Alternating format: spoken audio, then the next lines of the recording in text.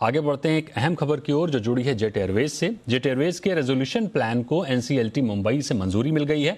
हालांकि jet Airways को उसके पुराने स्लॉट्स नहीं लौटाए जाएंगे। एनसीएलटी ने आदेश में साफ किया है कि उसको लेकर कोई अधिकार नहीं होगा, बल्कि अर्जी पर डीजीसीए स्लॉट पर विचार करेगा।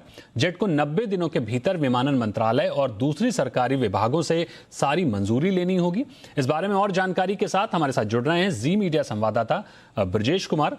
ब्रजेश जी, ये बताइए कि ये जो रेजोल्यूशन प्लान एनसीएलटी की ओर से मंजूर किया गया है, इसको आम आदमी किस तरह से देखे, क्या समझे? देखिए, इस प्लान में देखने में तो ये लग रहा है कि हाँ जी एनसीएलटी ने मंजूर कर दिया और रास्ता बड़ा आसान हो गया, ऐसा दिखने में लग रहा है। लेकिन जो सबसे बड़ा चैलेंज था, जो सबसे बड़ी मांग थी और एक तरह से कहें कि जेट एयरवेज की सबसे बड़ी संपत्ति बताई गई थी, जो रेजोल्यूशन प्लान लाया गया था, वो ये था कि जेट के पास बड़े इंपॉर्टेंट फ्लाइंग स्लॉट्स हैं।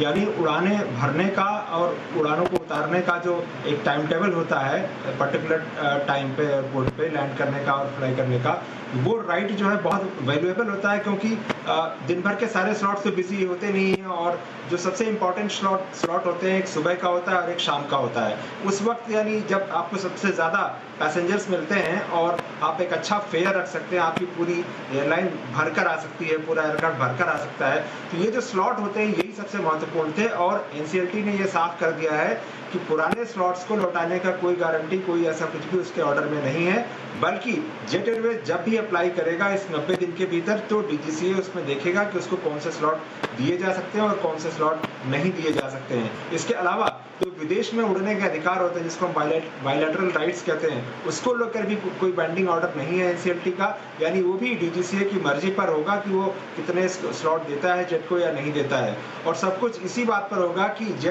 नया जो जेट एयरवेज है वो क्या प्लान देता है कि कितने एयरक्राफ्ट है उसके पास, कहाँ कहाँ उड़ना चाहता है। तो इन सारी चीज़ों को विचार करने के बाद जो है डीजीसीए देगा, उनको स्लॉट देगा और देखेगा कि उनको क्या दिया जा सकता है। और लेकिन इसमें आगे के जो चैलेंजेस हैं वो भी बताना बहुत ज़रूरी है। चैलेंजेस ये हैं कि इनके पास इन्होंने ये मांग किया था जेट एयरवेज ने कि हमको जो हमारे पुराने परमिट्स हैं, राइट्स हैं, लाइसेंस हैं, वो सारे के सारे रिस्टोर कर दिए जाएं। तो रिस्टोर नहीं होगा यहाँ पर, ये इनको नए सिरे से सारी की सारी कार्रवाई करनी पड़ेगी। यानी परमिट के लिए इनको नया एप्लीकेशन देना पड़ेगा। मैनेजमेंट चूंकि पूरी तरह से बदला हुआ है, हर मैनेजमेंट के मेंबर के लिए जो है सिक्योरिटी क्लियरेंस करना पड़ेगा जो होम मिनिस्ट्री देगी। तो ये काफी सारा पेचीदा सवाल है और ये सब करने के बाद भी जब एयरलाइन चलने को आएगी, उड़ने को आएगी, तब आप देखेंगे कि इस मार्केट में काफी कंपटीशन होगा, क्योंकि पहले से इतनी एयरलाइंस हैं यहाँ पर और वो भरकर नहीं जा पा रही। तो एक नया प्लेयर आएगा और वो भी इतना ताकतवर नहीं होगा जो पैसे के लिहाज से, तो कैसे बाजार में टिक पाएगा। बिल्कुल, बहुत बहुत शुक्रिया ब्रजेश जी इस खबर पर हमें विस्तार से बताने के लिए।